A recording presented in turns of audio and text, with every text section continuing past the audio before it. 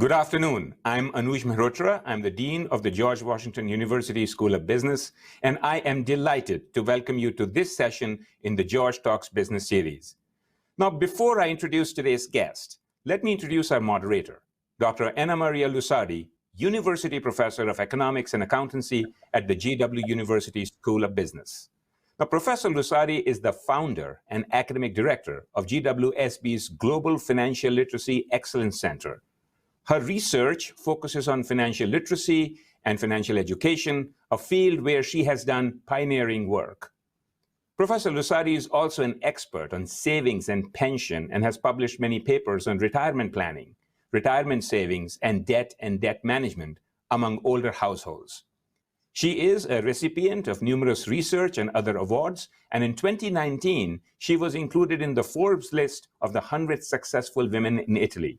Thank you, Professor Lusardi, for moderating the session today. Thank you, Dean Mehrotra. It is now my distinct pleasure to welcome today's guest, Ms. Carrie Schwab-Pomerantz, Board Chair and President of Charles Schwab Foundation, Senior Vice President of Charles Schwab and Company, Board Chair of Schwab Charitable, and our GWSB alumna. Carrie is a leading advocate for financial literacy. She has devoted her career to helping men and women from all walks of life achieving financial security. She has also served 2 White House administrations on financial capability policy, and in 2017, she was appointed to the San Francisco Commission on the Status of Women. In addition, Carrie oversees Schwab's corporate philanthropy and employee volunteer programs, which aim to strengthen the communities where Schwab operates. She is a recipient of multiple awards. For more than 10 years, the San Francisco Business Times named her one of the Bay Area's 100 most influential women in business, and in 2015 included her in its Forever Influential honor roll. She also writes a weekly nationally syndicated personal finance column called Ask Carrie, and she is the author of 2 books, including The Charles Schwab Guide to Finances After 50. Please join me in welcoming our guest, Ms. Carrie Schwab-Pomerantz. Thank you, Dean. I couldn't be more honored to be here today. Thank you again. And Anna, take it away. Thank you so much, Dean Mehrotra. I have to say, it is so exciting to be able to interview Carrie today. She's not just a visionary leader, but somebody who has really made a difference in the field of financial literacy. And we owe a lot of the progress that we have made in the US in this field because of her tireless work, in particularly working with 2 President Advisory Council on Financial Capability. So Carrie, thank you so much for being here today. And you have been such a strong advocate for financial literacy. So tell us more about your work and why you think that financial literacy is so important. Yeah. So Anna, I just want to say, give you a shout out. I think there's a mutual love affair here. And I remember the first time meeting you, you are the goddess of financial literacy. I don't know how many years ago. So it's just such a pleasure to be side by side with you. I think I should be interviewing you. But anyway, my journey's been a little bit different. Just to share with you, I found myself as a young financial consultant in my 20s. Actually, I was going to GW at the time and found myself very passionate about women and their financial independence. And when I was, in the branches at Schwab, I conducted a lot of seminars just for women. And it's just been sort of in my blood, for whatever, my whole, 30 plus years career. And I think a couple of it is that, apples don't fall far from the tree. My father, built Schwab about, around democratizing investing and making it more accessible and more inclusive. And somehow that's been in my DNA to make it more inclusive to even more populations. And a lot of people don't really realize that when I was a little girl, my parents divorced. My dad was in debt. He was a struggling businessman. And my mom was a woman of her times. She was, stayed at home. And when they divorced, I could see, the way it really broke the family. And I think that had a lot to do with my passion And in terms of helping women, and of course, fast forward, it's because of my advocacy, I was asked to run the Charles Schwab Foundation.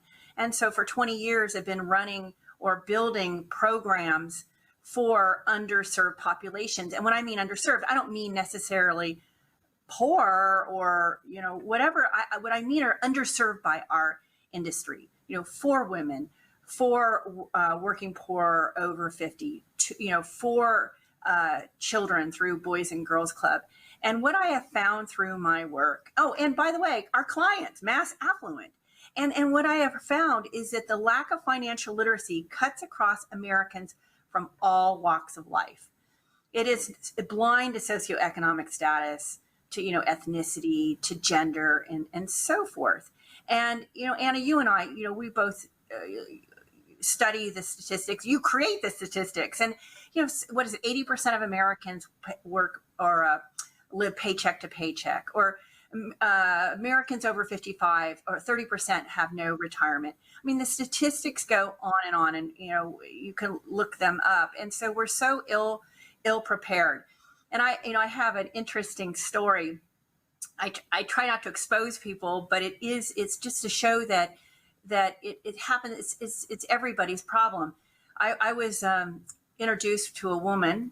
I won't say the financial services, but in New York, one of the most premier financial services firm in the country. And she had an advocacy group of women in our industry, actually for her firm, and talking about, the issues of women. At the end, she asked me if I would be her spokesperson for this group. Again, this is a competitor. And I said, wait a minute, Janet, why would you want me to be, the spokesperson? You guys are the titans of Wall Street. And she said, Carrie, so many people at our firm, earn the salaries the size of CEOs, and we have nothing to show for it. We squandered it away. And again, if people of Wall Street aren't taking care of themselves, how can we expect everybody else? But the bottom line is my belief is that financial literacy is foundational to financial security and economic mobility. And that's why, I've just been, out there trying to advocate and change, engage people in their finances.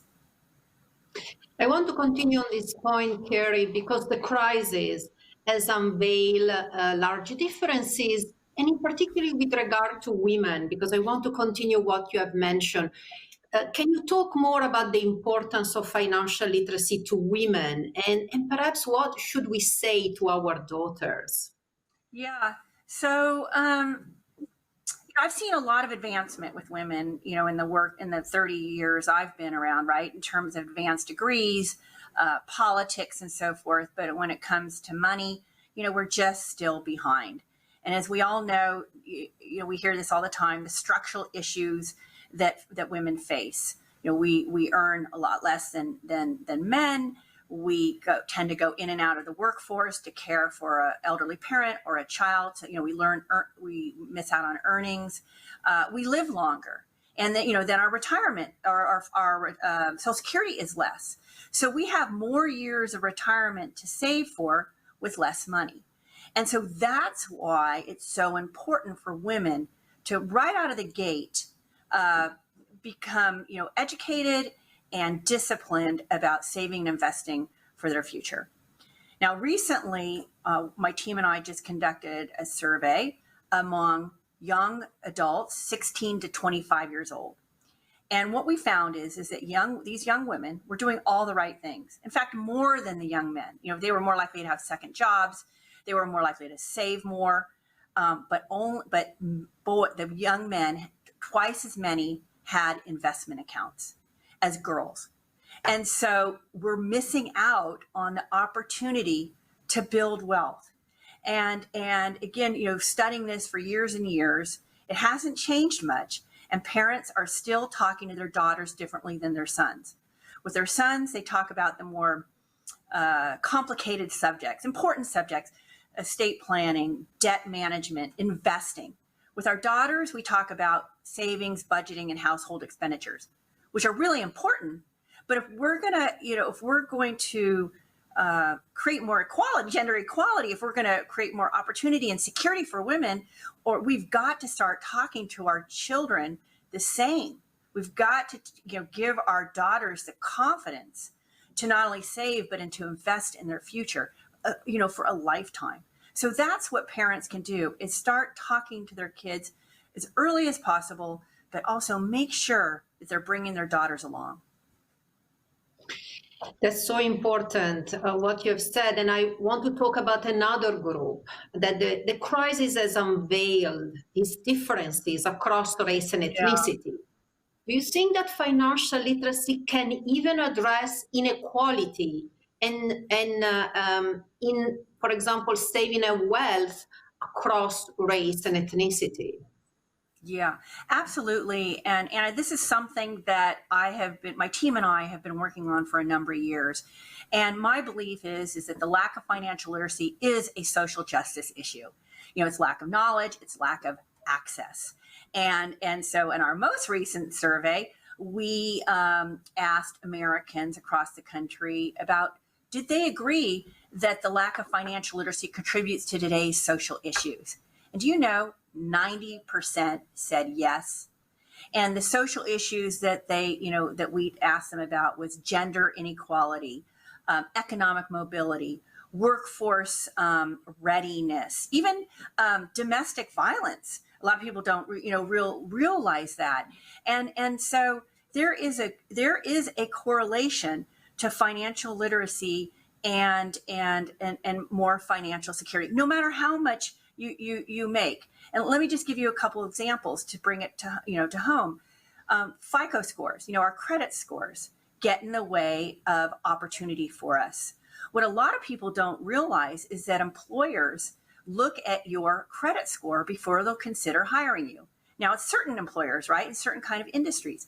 Some industries won't even promote you if you have a low credit score. So a bad decision, as a young person or any time in your life could really affect your dreams going forward. Or I mentioned, we have a national partnership with Boys and Girls Club of America, where we have taught over 1 million teens the basics of money management. And one of the most exciting things that I learned from researching and making sure it's making a change in these kids' lives is those who went through the program were more likely to seek out, getting scholarships, grants, and going to college. So to me, going to college and doing it responsibly is about economic mobility. So, just to sort of wrap up, the lack of financial literacy, it takes away opportunity. It does not create opportunity. And that's what, you and I have been trying to do, is create more opportunity for people. Absolutely. Yeah. I want to start in the next questions about another survey, the survey of the state by the Council of Economic Education, that has shown that only 21 states require high school students to take a personal finance course.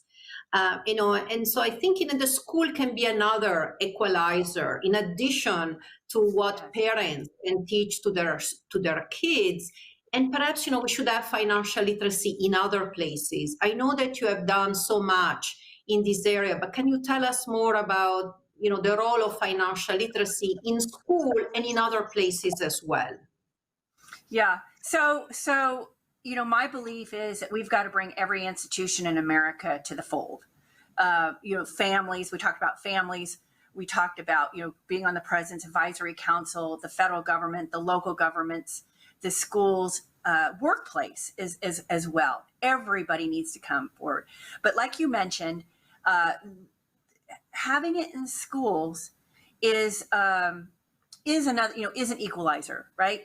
Because if every child is required to take financial literacy, we can make, we can get this knowledge to them, no matter their backgrounds, no matter whether their family is talks about it or not. So like you said, it's an equalizer, and in fact, Americans agree with us. 65% say that they would require financial literacy or mandate a course in high school and financial literacy 65% versus 50% for health and wellness. And by the way, this survey was right during the pandemic.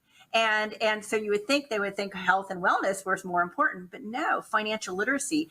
And they believe that it's the school's responsibility over, after parents. So again, Americans want this, they need it. This survey showed that so many people are hurt by the pandemic, and I think they don't want this to have the same effects on the next generation. So absolutely, school is so important. And just a plug from the Charles Schwab Foundation and for donorschoose.org, which provides supplies and money for any types of projects for school teachers, primarily in public schools. The foundation matches financial literacy requests by teachers. So I would say to my fellow alumni and classmates and so forth, if you have a favorite teacher who wants to teach financial literacy, have them check out Donors Choose, and we will make a contribution toward that project. A suggestion for us all, Carrie, now, we are in such a difficult time, financial markets are volatile, interest rates are close to zero, an election is coming up. So what do you recommend people to do as a financial literacy expert? So it's been an interesting time. Because that's the big question everybody has been asking is, should I be an investor? What should I do? And should I save? And it's no doubt. I mean, it's been turbulent times. There's uncertainty, but keep in mind, we're humans, and there's always been uncertainty and turbulent times, and we always manage to get out of it, right? We're strong as a country, we're strong as a world, and we will get out of it. And investing is not something you just pick and choose, when it suits you time-wise. Investing is a long-term endeavor. So, if you're in a good place, or you're not sure if you're in a good place, you lost your job, whatever it may be, this is a perfect time to really assess your finances. I mean, everybody needs to do that. And Anna, I could quote your surveys about, your studies about, financial planning and the importance of it and how we do so much better when we have a plan. So take a look. How much money do I have? How much money do I owe? What, do I want to achieve? Or, what are my goals and how do I get there? And start putting that on paper with a pencil, and you're much more likely to achieve that. And then, it's still critical, even with the ups and downs of the market, to have an emergency fund. Have anywhere from 3 to 6 months of cash to support your necessary expenditures, cash cushion. The other is pay down credit card debt. That's non-deductible, high interest debt. What are you paying? 15%? That money can go to your savings. And then continue to save and invest in your retirement. Again, investing is something that it's a disciplined process where you invest according to your risk tolerance, to your time frame when you're going to need the money, and therefore, if you have sort of an investment strategy and you're investing accordingly, you should be able to ride these ups and downs of the market. And one other last thing, especially for young people. When the market crashed, was in March or whatever, and it was a great time to be investing in your 401k because you were buying at a low. And of course, sure enough, we're at all-time highs, but you were able to buy into the market at a low, and that's dollar cost averaging. Buying low and when the market's low, or buying more when the market's low, and buying fewer shares when the market's high, and then of course you even out your price over time. Long-winded answer. I hope I wasn't too confusing. Extremely helpful. I wanted to make sure that we can all benefit from your advice and your expertise. And I have to tell you, we got a lot of questions for you, and so we have you. So let me now ask you those as well, just to give an opportunity for other people as well to talk to you. So somebody actually asked us, and I wanted you to know, to answer, what is the foundation primary focus with philanthropy, and how has this changed or been heightened during the pandemic? Yeah.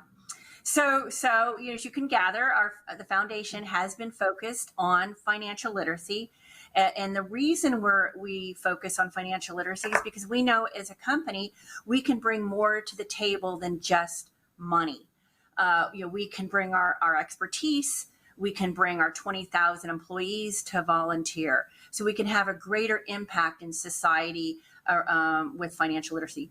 We also, Schwab has a long history of volunteerism among its employees. We're a very generous organization, big spirited company. And so a lot of my focus, or my team's focus, is how do we help and enable our employees to volunteer? And we have national programs, multiple national programs throughout the year, and of course, smaller ones as well. And with the pandemic, our focus has been to support immediate needs. We came out with a large donation to community foundations, to food banks, to Boys and Girls Club, which, by the way, is so badly needed even more, for these young people. So, and supporting our nonprofits that we already have a relationship with, because they have been hit so hard, and as we recover, they're going to be needed even more so. And then we've been very creative on how to volunteer and support nonprofits around the country with virtual volunteerism. So my team's very strategic in that. So very proud about that. I want to come back to some of the personal stories you told us at the beginning, which are very important. And, somebody asked, what did you wish you knew before you entered the business field? Well, a lot of people, I don't know if everybody knows, it was the Gallup Strengths Finder. And one of my top 2 strengths is being a woo, which I don't know that I'm very proud about. It's winning others over. I don't know if Anna, I'm sure you guys talk about that in the business school. And, but you would never know it when I was younger. I was shy and I was afraid to ask for help. And so when I talk to young people today, or anybody, quite frankly, it doesn't really matter what age, I have learned to be the consummate networker. And I was not when I was younger, and I wish I had. And I tell my 20 and 30-year-old children, seek out people, role models that you want to, aspire to be, and reach out to them and have coffee, or just even a Zoom, right? A 30-minute. I have young people call me all the time, and we do Zoom calls. And they maybe have 3 or 4 questions for me, and give them, advice. And as you know, Anna, older people, we love to give advice to young people, but I was afraid. And it took me well into late my 30s. I went to a leadership program, a women's program, and I realized the importance of it. It creates more visibility for yourself. It creates more emotional strength and knowledge. And so I'm a big believer in networking. That's a great advice for our student. Thank you. And I want to finish now with the questions about GWSB. And so they wanted to ask you, how have you applied what you learned at the George Washington School of Business in your role at the Schwab Foundation? And what achievement do you feel made a difference in your career and professional growth? Yeah. So I was a concentration in marketing. And loved, two courses. I love marketing, and then I did an entrepreneurship course that I loved. So I would say my marketing background helped me a lot. And I was thinking about it. I but GW taught me the 3 Ps. Now I don't know if I can totally remember them all: promotion, product, and I need you to help me, product and people. I can't remember, but the 3 Ps of marketing. And so I have applied, what I've done is taken my business skills and strategy skills that I've learned at GW and apply it to the philanthropy, the corporate foundation. And so I've come up with 5 Ps. And the first one is purpose. The foundation is about financial literacy and creating more financial security. That's our purpose. People. We can't do, I'm very inclusive leader. I want my colleagues at Schwab to feel a part of this. And we couldn't do it without our people in terms of having impact. So people, and then promotion, been really about advocacy and getting the word out about the need for financial literacy. And now you're putting me on the spot, and I can't remember the fifth. But I'm looking at all components of strategy and marketing to have a bigger impact on behalf of Schwab and our society. So thank you, GW, for giving me those skills. I think you have shown that, I haven't taken a marketing course, but I have to say, even for my career, having more skill in marketing can be incredibly important. And I think, the business school has a fantastic program. And of course, the entrepreneurship group is very strong. And of course, the accountancy group is very strong. Group. And thank you for everybody. So this is truly exciting. We are so happy to have you today here. And I want to finish by thanking all of those who have been online today with us and follow the conversation. And also want to invite you to also the next event next week. We have another speaker. Our next guest, I have to read it, is Sandeep Dadlani, the Chief Digital Officer at Mars Incorporated. And he will be interviewed by Dean Merotra. So thank you so much again, Carrie, for being here with us today, sharing your wisdom, your suggestions. And please, all of you, thank you for having followed this today. And I hope to see you next week as well.